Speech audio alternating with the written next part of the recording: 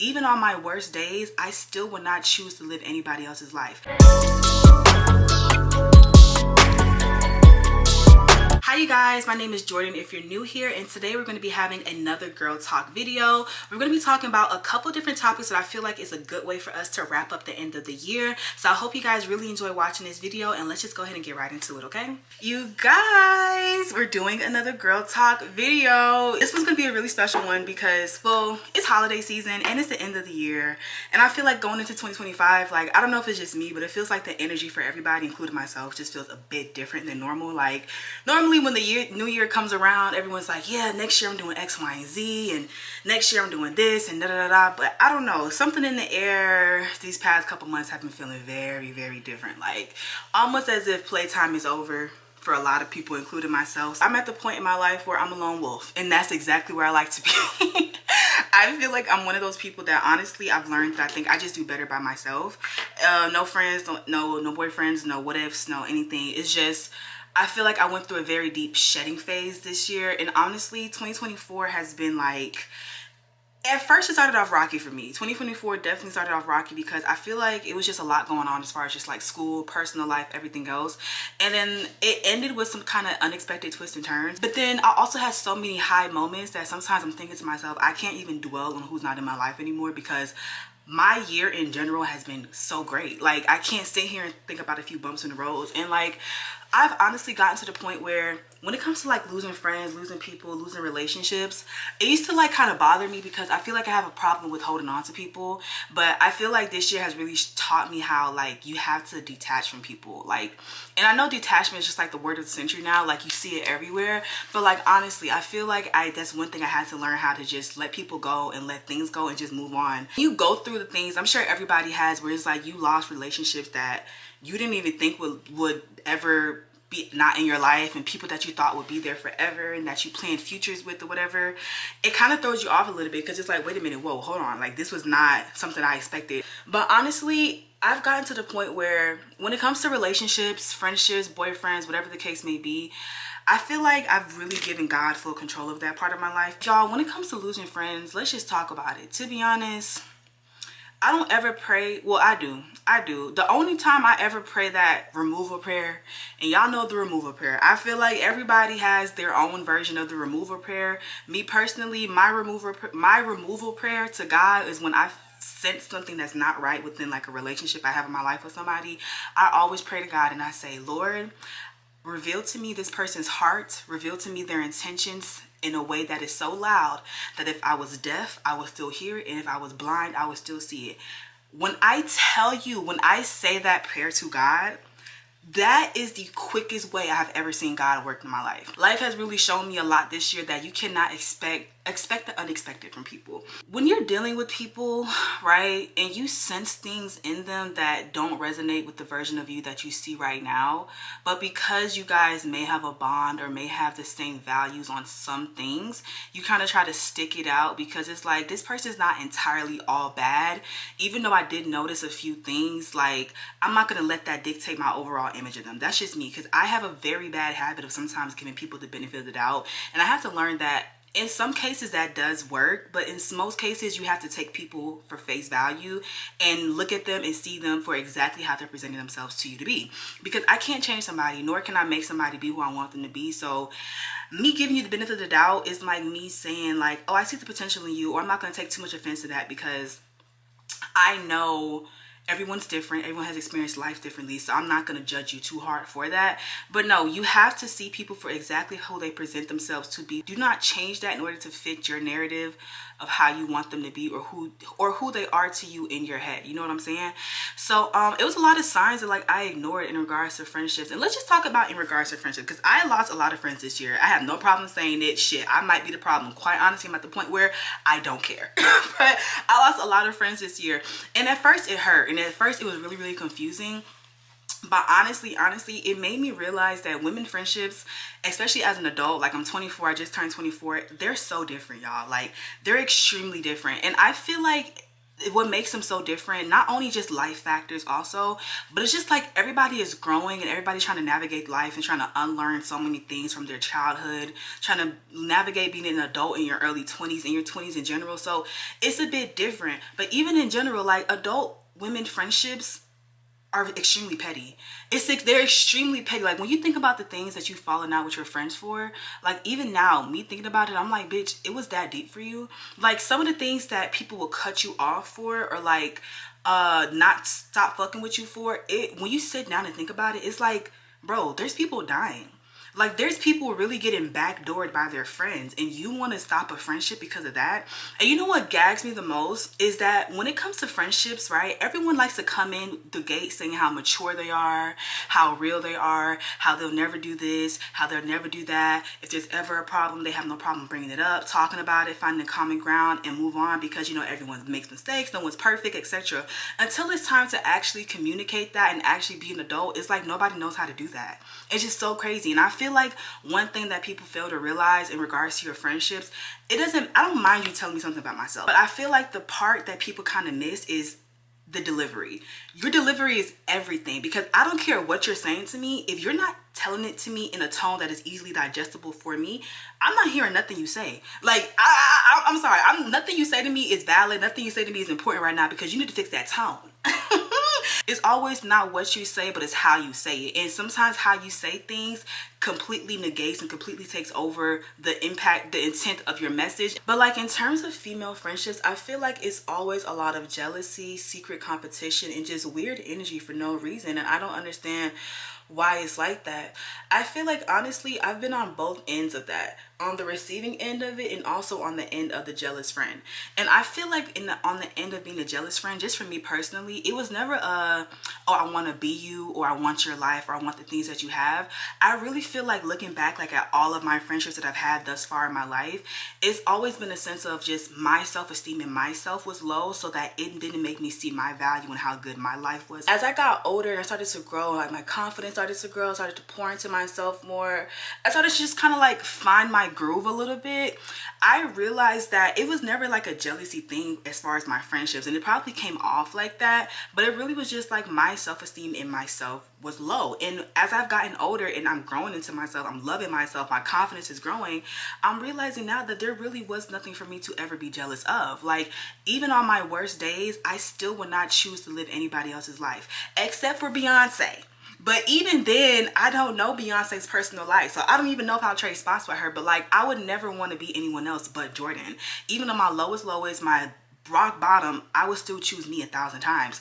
And I realized that, and I had to grow into that and stand firm and strong in that. And I really like came to a realization that is like, in order for you to not to have jealousy, competition, whatever the case may be, all the little pettiness that comes inside of women friendships, everyone else has to have their own world, and everyone else has to have their own security within themselves and who they are. If you have two people who aren't secure in themselves, where maybe one is more secure in themselves and the other person isn't, it's going to create conflict, because now you're going to have this one person looking at you like, well, how is it that she's like this, and she does this, and she has all these things happening to her, and she looks like this. It's going to create a sense of inferiority, not in your mind, but probably in the other person's mind, a sense of competition and a sense of jealousy. And that's how pettiness, that's how falling out, that's how everything happens. And honestly, don't ignore the signs of a jealous friend. And one thing about me, I never want to be the type of person where it's like, oh yeah, that bitch is jealous of me. I don't want nobody jealous of me. Please. You know what jealousy will make a person do to you? Like, jealousy will make a person act in a way that is very scary, very evil, all because they want your spot. And the whole time they want your spot, they don't even know what it is you went through in life to even get here and be in this spot. But because they like the way it looks so good, they will try to trick you out of it. And one thing I had to learn was, just because I carry it well does not mean it's not heavy. Do not try to destiny swap with me. Do not try to be in my position. Do not try to do what I'm doing, because you don't know how hard I worked or what spiritual warfare I went through to even be here right now. You have to be secure in yourself as a woman.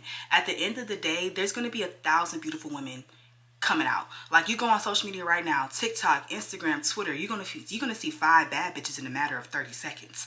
They're just there. It's gonna be constantly beautiful women all around you. having things, men doing this for them, all these things happening for them, but that does not take away anything from you and your own personal beauty. Like, it does not take away how amazing you are. It doesn't take away your skills, your talents, your humor, your beauty, your mind, your soul. It doesn't take anything away from you. But as women, we always look for a way to feel like we're better than the next woman. Oh, she has this, she doesn't have that, but I have this. She doesn't have a slim waist, but I do. I'm prettier than her. I have more clothes than her. I know more people than her. This guy does this for me. My bag is, I was dressed better than her. I do my makeup better than her. Like, why is it always a constant competition? And I feel like it really is because women in general, as us as a whole, I'm not speaking for all women, just the women I've come across in my life, and me as a person, as a growing girl that is self-aware, we lack security in ourselves. If you were secure in your own shit, even on your worst days, you'll be able to say, a bitch ain't fucking with me.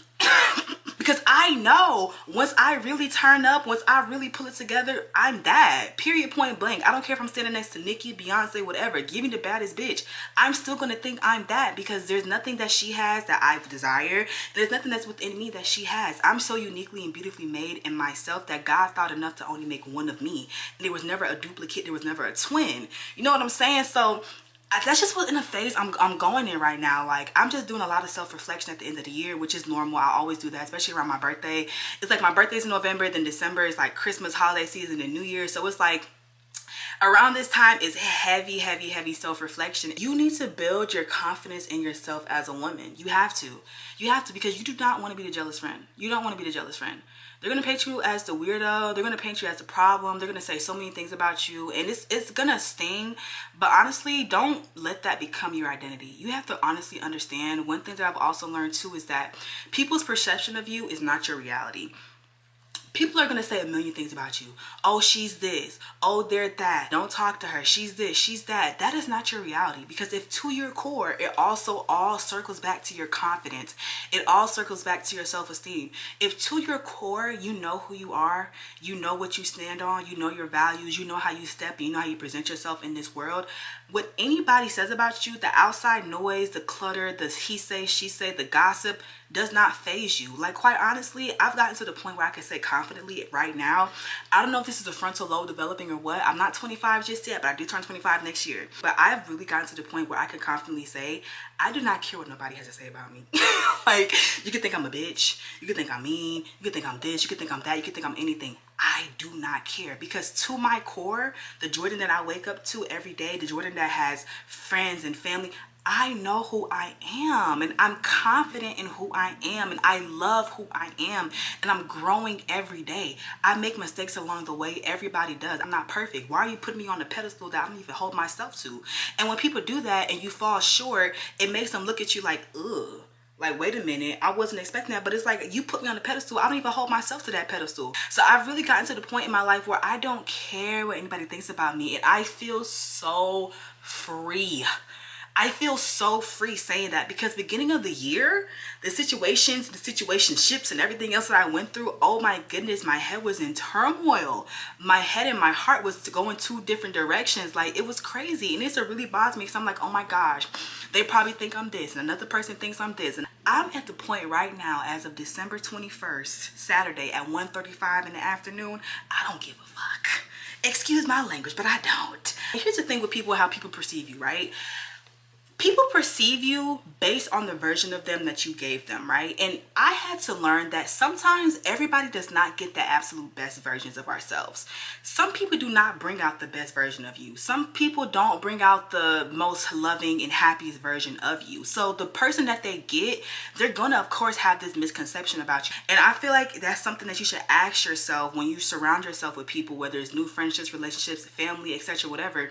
What version of me is this person bringing out of me? Is this somebody that I'm happy with, or is this somebody that I feel like, I don't really know if I like this side that this person's bringing out of me? As far as just experiencing jealousy in your friendships, I feel like I've also experienced this too. But you know what though, for me, I feel like growing up, I've always been the type of person where it's like, this is gonna sound kind of strange, where it's like, people want you to be confident, but they don't want you to be too confident.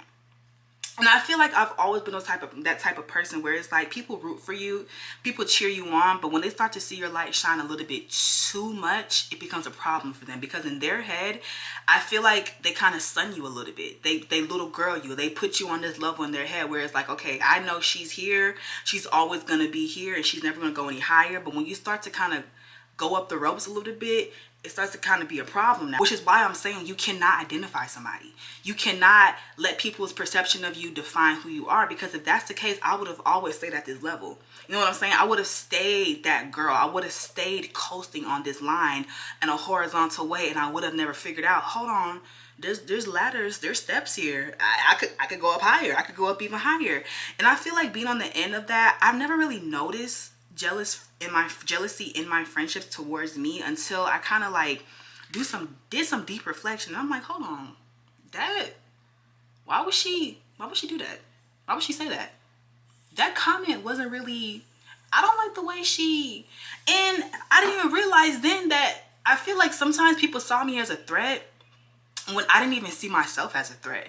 Like, people would see you as competition, and you don't even see yourself as competition. And then you don't realize that until you get out of the situation, and like everything starts to come back and rush in your mind, and you're like, wait a minute, that explains why such and such happened, and that explains why X, Y, and Z happened, and that explains why she said this and they did. That explains it all. Because it's like, even in my moments where I'm just in my own world doing my own thing, trying to figure out my life, trying to get my life together, you still thought I was a competition. And it's weird. It is so weird. Like, female friendships can get very weird, and I feel like because people do not have a strong sense of security in themselves. That's why I love when I go through these seasons of isolation, because I feel like it just allows me to like recharge. Like, I swear, and honestly, when I look back over my life, every time where I went through a deep season of isolation, it has brought me so much farther. It's so much closer to God, and I've learned so much more about myself as far as good and bad qualities, and just I came out feeling better. There's nobody around you. It's literally just you, yourself, and God. In these seasons, like, I feel like that's when I heal the most. Like, that's when I learn about Jordan the most. That's when I grow the most. And honestly, when it comes to just women friendships also, I feel like we have an issue to where we don't talk about things. We let things build up, and we kind of like take note of things in our mind and keep it in the back of our minds until something happens and it's like, okay, that was a final straw, and then it's like, okay, everybody's cut off. And I feel like that's not healthy. That's not how you communicate. That's not how you maintain relationships in your life. That's not an adult way to handle things, because then it's like, if this was such a problem for you then, why did you wait till one little thing happened and then all of a sudden it's like, this thing has been going on for months with you and this is it? Why didn't you say something months ago, a couple months ago when it first came up? You let this build up and you pretended like everything was okay between us, everything was fine. All of a sudden one little thing happens and it's like, oh, this has always been a problem. Everyone knows how to communicate until it's time to communicate. And I find it so strange that people do that. We could have been in a whole different spot 6 months ago. We could have been probably not been friends 6 months ago had you would have spoke up the first time it came up instead of letting it fester. So now it's making me look at you sideways, because this whole time I'm thinking we good, we chilling, we vibing, we doing this, we're girls, where nothing's going on. Now all of a sudden something happens and it's like you have this whole plethora, this whole notebook of things that you felt were wrong in the friendship or was wrong about me or whatever the situation was going on. Why didn't you say something then? It's like, and it blows my mind, because so many people do that and they think they're being such an adult about it. You sat here and acted like you were my friend this whole time. All of a sudden you weren't. That's fake. That's weird. That's scary. Okay. Nobody speaks up about things that bothers them. And it's like, why not? Like, you cannot go through life expecting people to read your mind.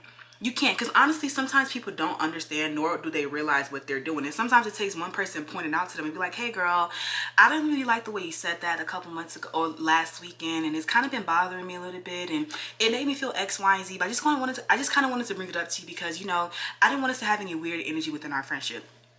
Perfectly fine. Let's talk about it. Honestly, when people do that, it really just shows you where they have you placed in their life. And I feel like going into this new year, I was going to put new friendships and new this and new everything on my vision board this year. I don't got none of that on my vision board. I don't want a friendship. I don't want a relationship. I don't want a maybe, nor do I want a possibility. I just want me and God, quite honestly. My trust for people is literally at ground zero, which is honestly has always been there. It's always been that way. But like I said, I always tend to give people the benefit of the doubt. And I'm learning now that me giving people the benefit of the doubt and giving people a chance, and they're so quick to throw you away, and it's like you would never do that to them. So it's like, why was I even going against the grain of my gut feeling in my first mind with you in the first place? When people are so quick to throw you away, it really shows you how they value you in their lives. Like 1000%. Because the things that people will cut you off for, that whole cutoff culture, oh my goodness, baby. That whole cutoff culture, it really shows you was never really fucking with me in the first place, for real. Because quite honestly, I would never throw away a friendship over something like that. The things people have quote unquote cut me off for, and I have cut people off for too, well, nah, I ain't gonna lie. When I cut somebody off, I cut them off for a good reason. But I do realize I do need to work on explaining that and not just going completely ghost. Because I feel like at the end of the day, we're all adults, right? And I know I sound hypocritical right now, but this is the old me now. I'm working on it, which is why I'm trying to grow.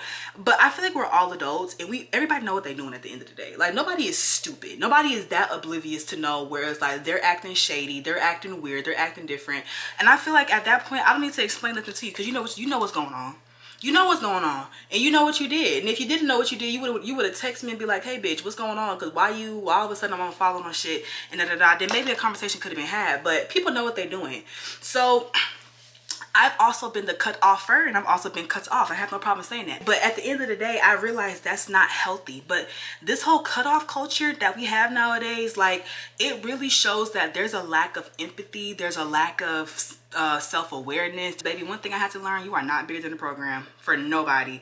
People are out here in survival mode. Everybody's trying to do what they feel like is best for them. And sometimes if that means they need to get rid of you out of their lives, by all means, let them. I'm not fighting for a spot to be in anybody's life at all.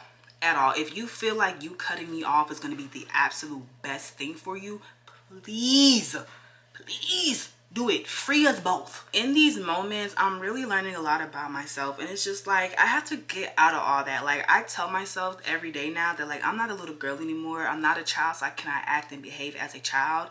I need to be firm on my boundaries. I need to be firm on my issues. I need to be firm on who I am, because at this point in my life, it's going to be a start of the rest of my life. Now, there's no regression. There's no going back to being a teenager.